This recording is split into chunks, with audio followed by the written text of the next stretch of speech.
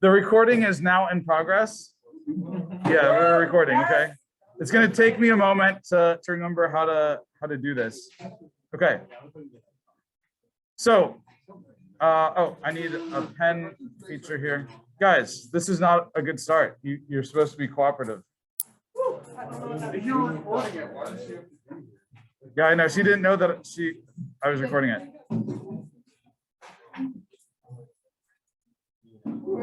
Okay, I gotta get my handwriting back to terrible, not awful. Okay, so circuits. There are it's just really bad. So I'm gonna do better as we go because I'm gonna get used to this. Can you stop that, please? Okay. So the first thing that we're gonna talk about is something called charge. You may be familiar with the idea that there are electrical charges. Yes? But do you know how many types of electrical charges there are? So many. There are two. Okay. There are two types. It comes in two types. There's classic positive and new exciting negative. Yeah. No, that's the two flavors or types of flavors are for quarks. I'm sorry. Wait, I have a question. Yeah. What kind of taste do you associate with them? I don't, because these are not flavors. Quarks are flavors, or like the quark related stuff. Flavors. Yeah, it was a girl. Anyway, so positive charges are not surprisingly positive, and negative charges are negative. And this is important because like charges feel how about each other? Oh, wait, I don't like each other. Yeah, they don't like each other. No Tegu stuff, actually. Okay, so like charges repel, opposite charges attract. There's also, this is something that we'll get into more later, but there's a minimum amount. So charges are quantized.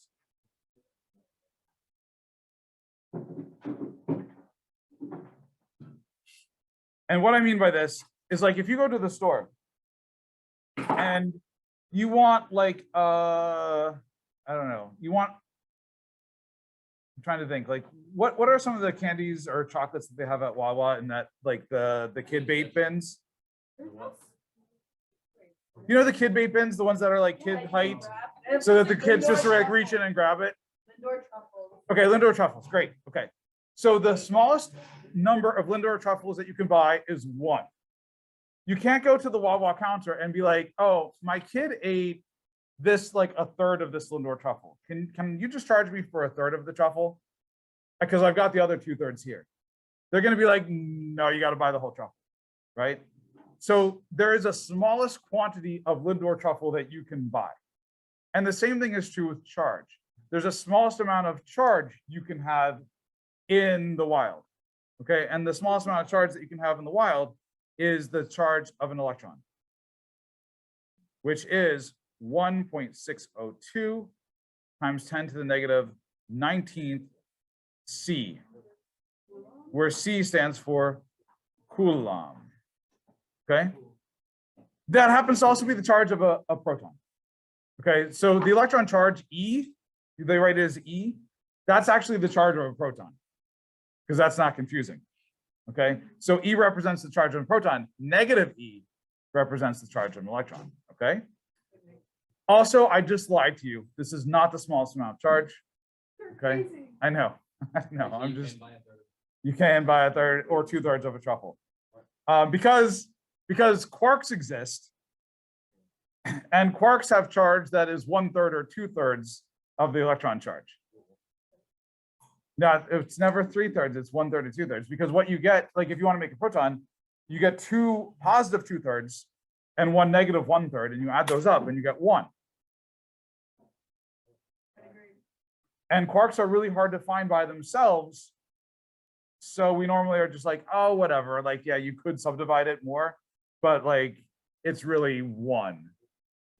It comes in ones, okay? All right, so charge is the stuff that creates current. Current Oh, anybody want to guess what symbol we use for charge? No, try not to.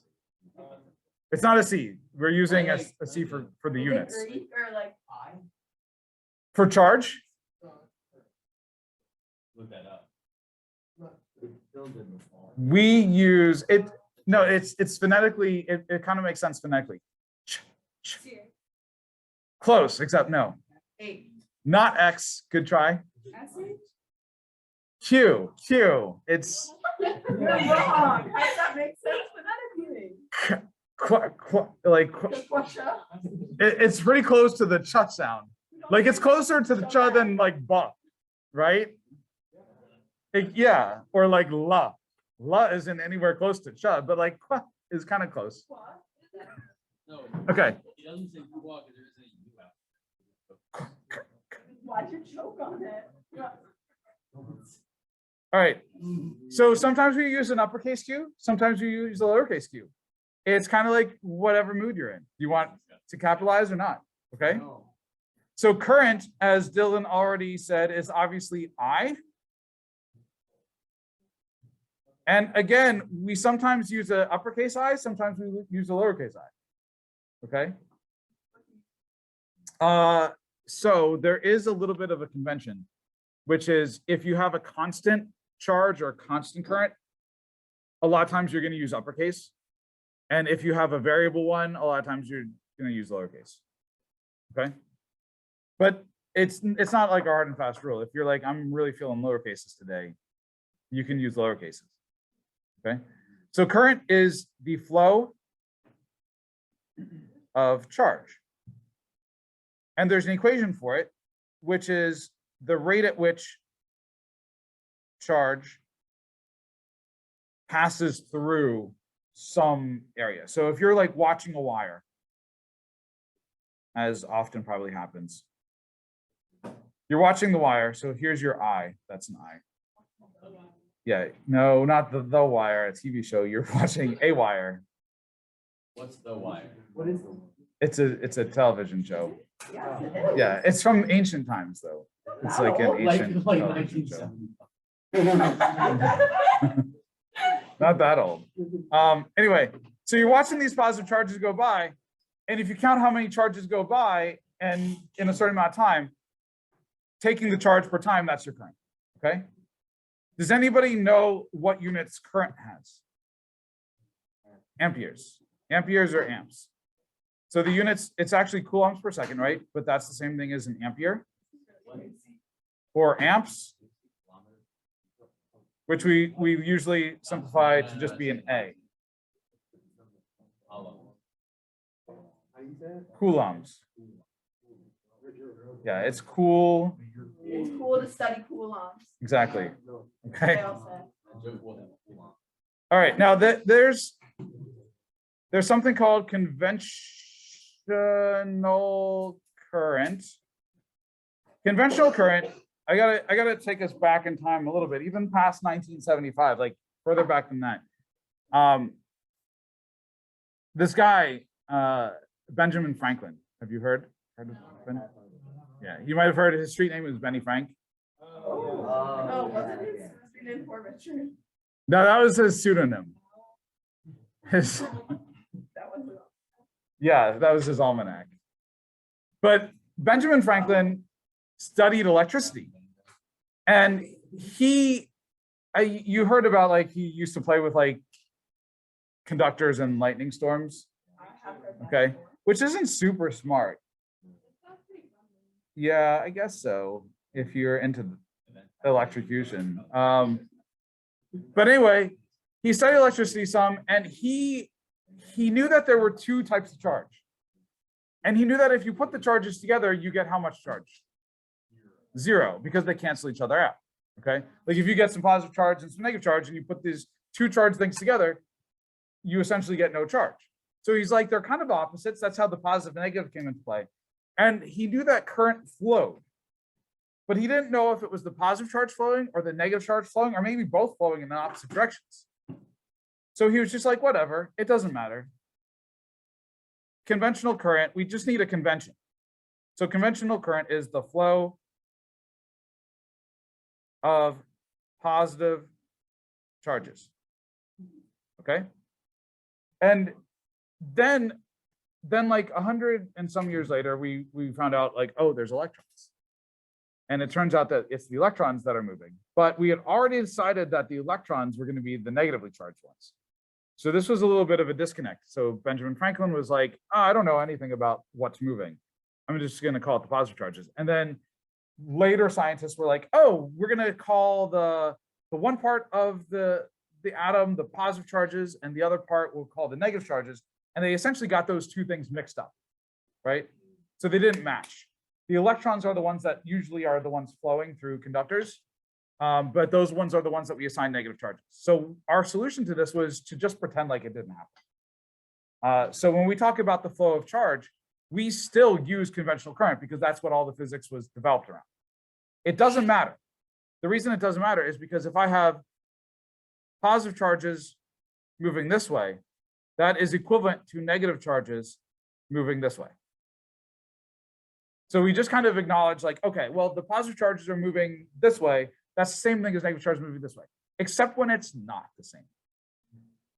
But we don't get into that. Okay, so we don't have to worry about that. For us, it's exactly the same. Okay, so that's conventional current. I wish you would stop changing.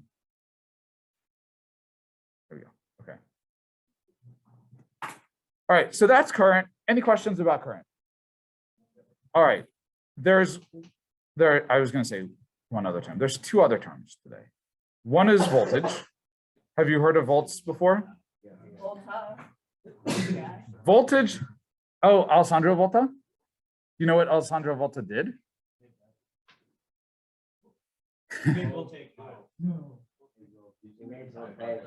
Yeah. Was it? Oh, yeah. So Volta did that. There was a guy before Volta, Luigi Galvani. So there's galvanic sense, but what Galvani did, he was the muscle one where he was dissecting frogs. Did I tell you about this already? Yeah. So he put them in dissection trays, right, which were made of a particular type of metal, and then he'd probe them with metal probes that were made of a different metal. And those of you like chemistry buffs out there know that two different metals have two different electronegativities. So when you essentially connect them together using a conducting fluid, frog, you get a flow of electrons, okay, from the one metal to the other metal. So he'd like stick the probe in to like get at like a muscle or something, and like the frog leg would like jump, and then like the leg might twitch, right, if he probes the leg. So he noticed that like the frog's like twitching all over the place. So he wrote a paper about this like animalistic force that was like animating the frogs even after they were like dead, right? It was pretty cool. Yeah, but you can do this with like real life humans. You can like. You're studying a cadaver. No, you could like real live humans, but the cadavers are not live humans. I didn't Scout. know you meant it in that way. I thought that was No, you can actually do this. Like my sister worked in the lab where, tortured humans. no, cockroaches. That's fine. And what they would do is they would drill a hole in the exoskeleton of the cockroach, which has no nerve, so it doesn't pain them. And then they would attach an electrode to a nerve in the cockroach, and they would basically override the signal. What are you doing? Cockroaches. And cockroaches, yeah. So they would override the signals, and they were trying to see how cockroaches react to like getting thrown off balance. And so rather than like trying to throw them off balance, they're like, let's just send them a signal to like twitch their leg in a particular way, right?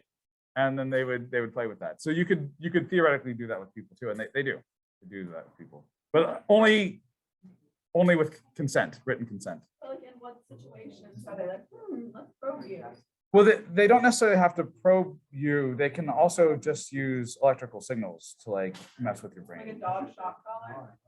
Oh, they can do that too. Yeah, but like there's more subtle ways to do it that don't cause like pain. So that was Galvani, and that kind of formed the basis for understanding about voltage for Alessandro Volta. And voltage, you can think of it as kind of being like pressure. Now, this would be way more useful if part of the AP Physics 1 curriculum involved fluids and pressure, but it does not. So another way to think about voltage is energy per charge. So if you have a high amount of voltage, that means that every charge has a lot of energy, okay? If you have a low amount of energy per charge, every charge has a low amount of energy. This does not describe the overall energy that we're talking about, though, because that depends on how much charge you have. Does that make sense? Yeah. So like total energy would be like voltage, volts times It seems like energy of the, like the circuit. of the circuit or the system, okay? So if you only have a few charges going through, but they're at high voltage, you don't necessarily have a lot of energy. Every charge that goes through has a lot of energy, but the total energy passing through might be fairly small. Okay, so it's the energy per charge. The voltage charge per second. Current is charge per second. Yeah, yeah. So there's actually a way to relate this to power. Let me try to explain this with things that maybe your little minds can understand. So, Hey. Watch it. oh, right. What? Okay, so let's say that I have a mass. Let's talk about masses instead, okay? Yeah.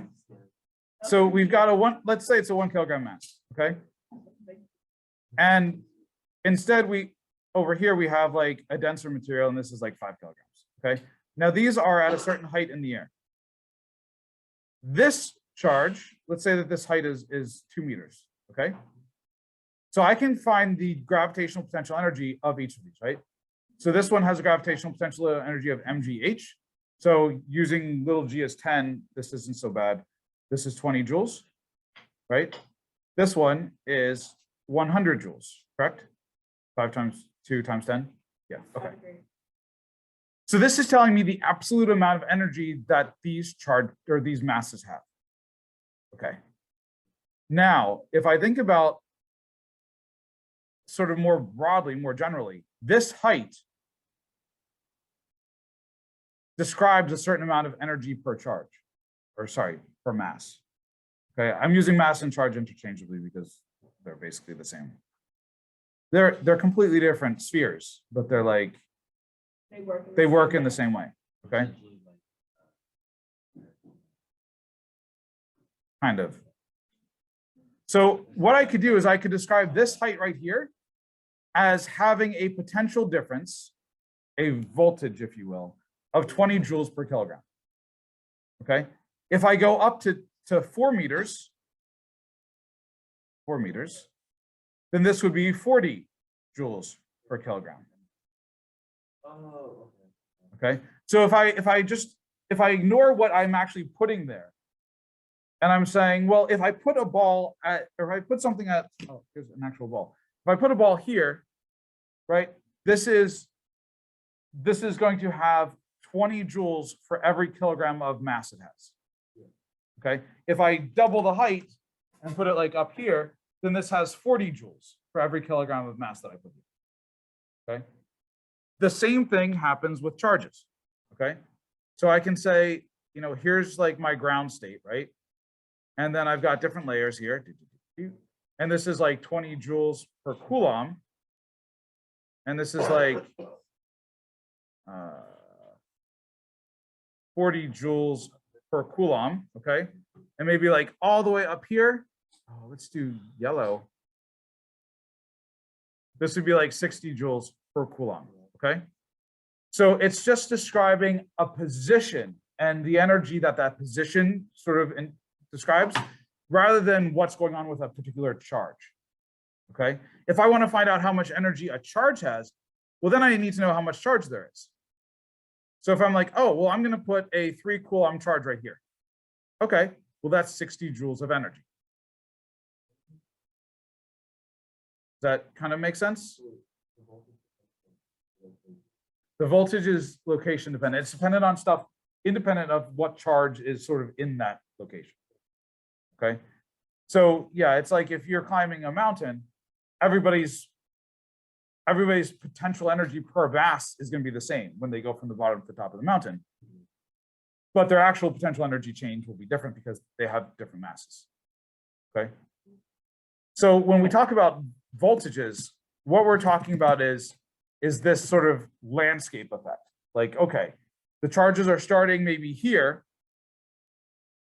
and they end up down here. So every charge that goes from here to here is going to lose 60 joules per coulomb, or 60 volts. Okay. If I want to find out how much total energy was changed, I need to know how much charge moved from there to there.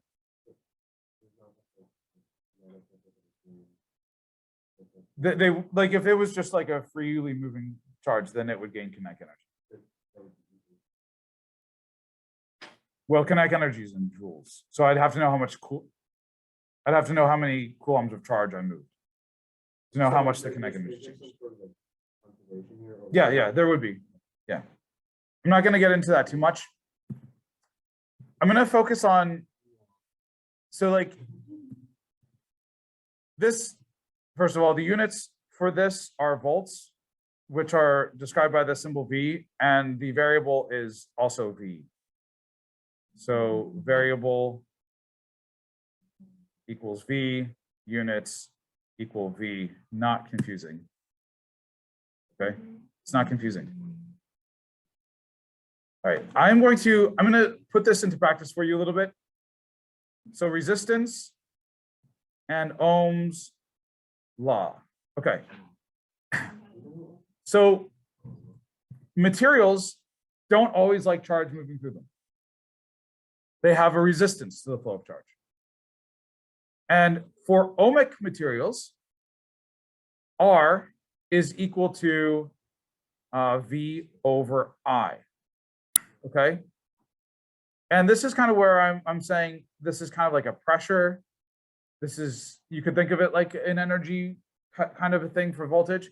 So basically, if you're pushing harder on the charges, you're going to get more charge per second through a resistor. Does that make sense? But if the resistor is bigger, for that same push, you're going to get less charge through. Does that make sense? Okay.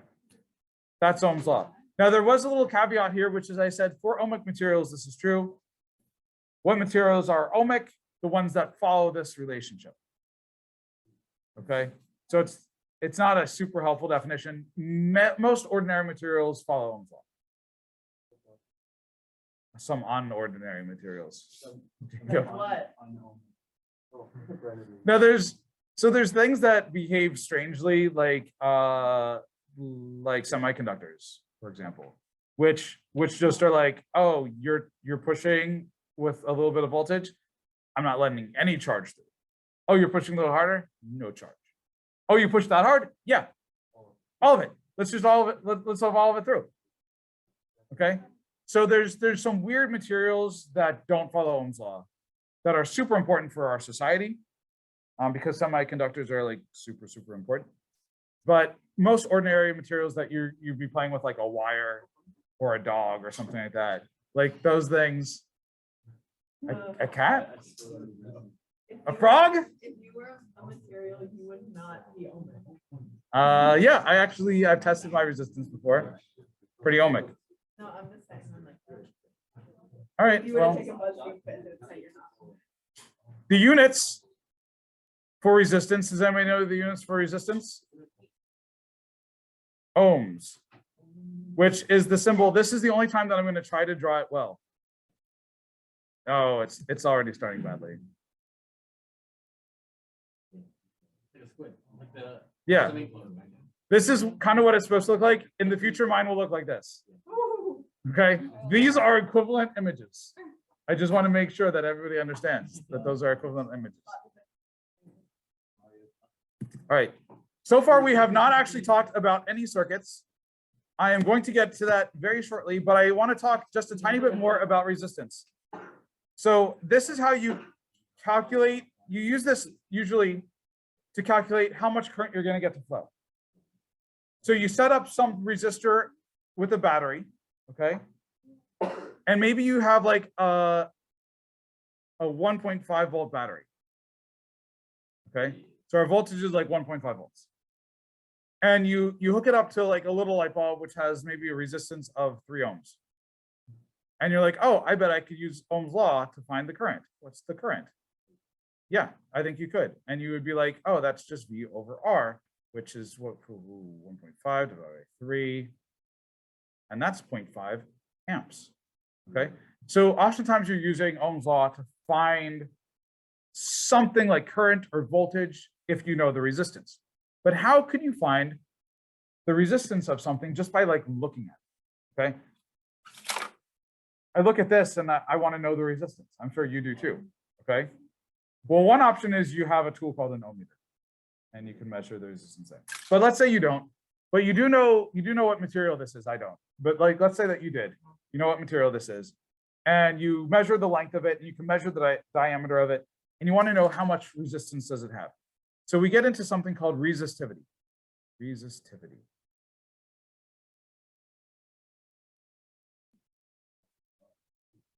And this is the equation for resistance given a resistivity, which is rho. Rho is resistivity.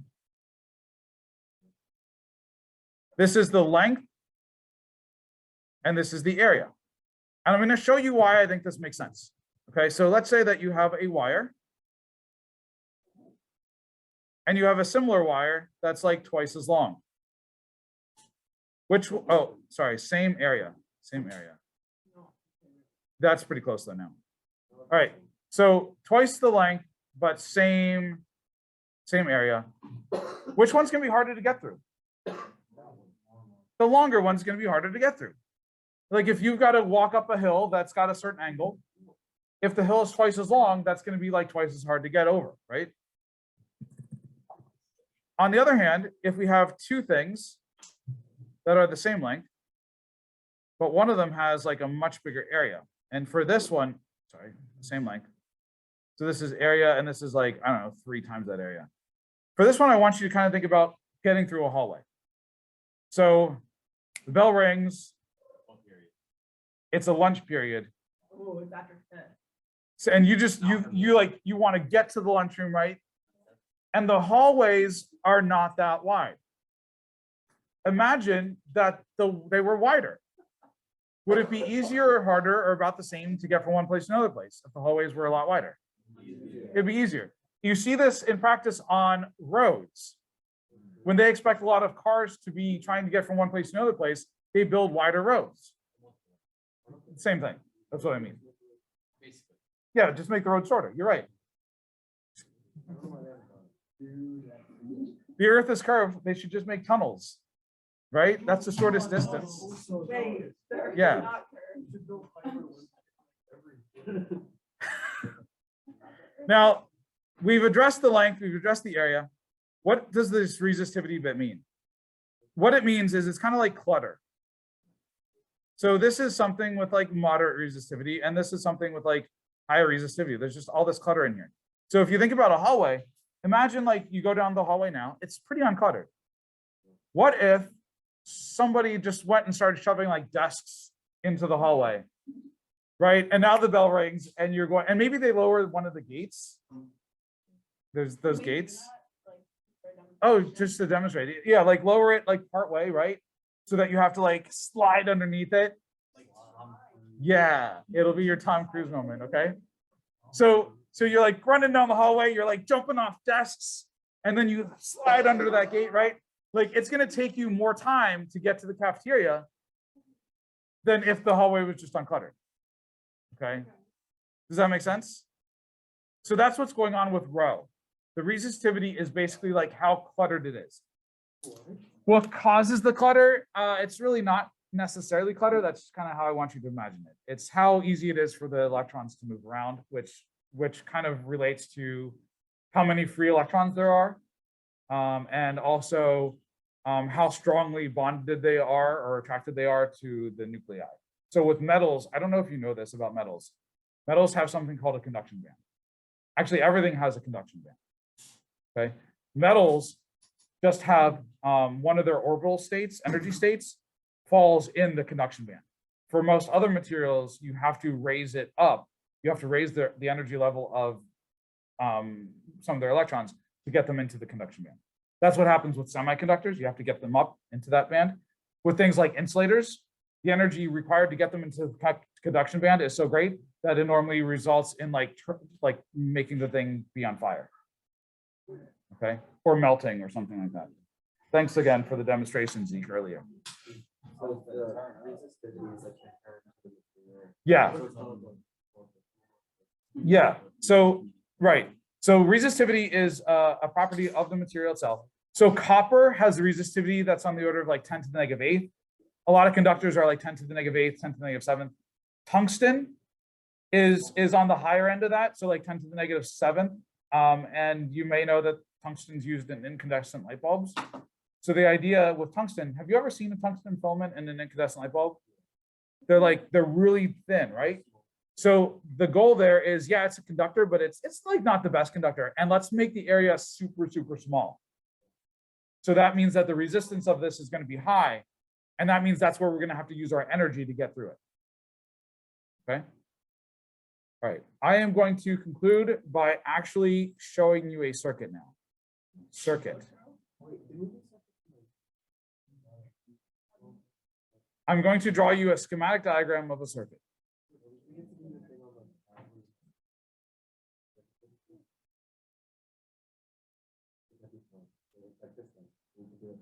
So this is a battery. This is the positive end of the battery. This is the negative end of the battery. This is the resistor. Okay. Notice that I like zigged and then I zagged and I zigged and I zagged and I zigged. So I started with a zig and I ended with a zig. Okay. We don't draw like mountains here, people. Okay. We draw zigzags. Okay. Yes. No. Oh my goodness. Like this looks like a mountain. Are you saying it because it's like you have the opposite? Yeah, well, it's the same stroke. So if this is like zigzag, zigzag, zig. So start with a zig, end it with a zig. You don't start with a zig, end with a zag. Okay, that's just embarrassing. Yeah, it's like I'm not up, down, confused. up, It doesn't make down, very sense. Make very sense. Right, Go on, right, brother. right, Go on. right. Go on, brother. Nice job. No, it's just how you draw them. Okay, like just draw them so that they're like, you know. Are you being actual right now? I'm mostly being actual, yes. Okay. Also, maybe. Now the way that current flows, so we often draw current. Current's going to flow from the positive to the negative because, again, remember, it's the positive charges that flow according to conventional current. And how do positive charges feel about positive charges? They hate each other. What? And this is where positive charges are. And positive charges are like, wait a second. I hate these other positive charges and I can go to where there's negative charges. This is amazing. And so they do it. That's what they do. Okay. But if for instance, you like cut out, and I have an eraser tool. If you're just like, no positive charges, you can't go where you want to be. Then the positive charges are like, well, I hate these positive charges, but I can't actually get to the negative charges. So I guess I'll just stay here where I'm miserable. Okay. So when you're not using a battery, I just want you to think about this. When you're not using a battery, you're basically torturing the positive charges. Right? Yeah, because they like hate the other positive charges and you're constraining them to have to be with them. We're working on it. Like it's couples there. I'm just saying, like, use your batteries, right? None of this energy conservation stuff. Just go home, use the batteries. Okay. Let them be where they want to be. All right, so tomorrow, what you kids are going to start doing is you are going to start using something called a PhET simulation. Let me get over here. Is it John Travolta? It's not the John Travolta one. That's weird that you know about the John Travolta one. Yeah, there's a John Travolta PhET simulation where he shocks himself on a doorknob. There actually is. It's just strange. So, no, I know about it. I guess it's not that strange Why are you? Okay. because I'm not strange at all. Yeah. Okay. So this is your pet simulation, and I've got all sorts of things that like instructions. There's lots of instructions, and here's the dog. Okay. The dog, the dog. But basically, you can do batteries, you can do wires, right? You can do light bulbs. You can do. Oh, it's not working yet. It's not working yet. Oh, it works. I made a circuit. Okay.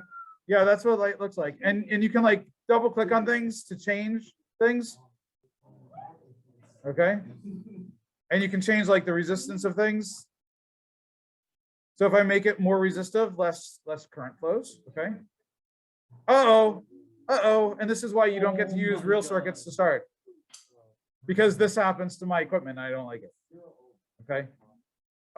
It's close enough to possible that people like burn out my light bulbs and things like that. And as I said, I don't like that. Because then I have to buy them. I have to buy new ones. So like get it out of your system here. Oh, I lit it on fire. Okay, get it out there. And then we'll actually work with real circuits later in the week. Okay. So tomorrow is starting to do stuff with the PET simulation. There's a lab that you can look at and start to do that. I don't expect you to get done with it because it's actually pretty long. Okay. But just to get started with it, it teaches you how to use some measurement tools. Like the voltmeter and the ammeter that you can see over here, voltmeter, ammeter. Oh, that's a non-contact ammeter. That's fun. And if you want to, if you're like, let me look at the conventional current, you can see conventional current flows the opposite way to the electrons. Okay. I think that gives you some sense of what's going on. Thank you for being part of my Zoom today. Yeah.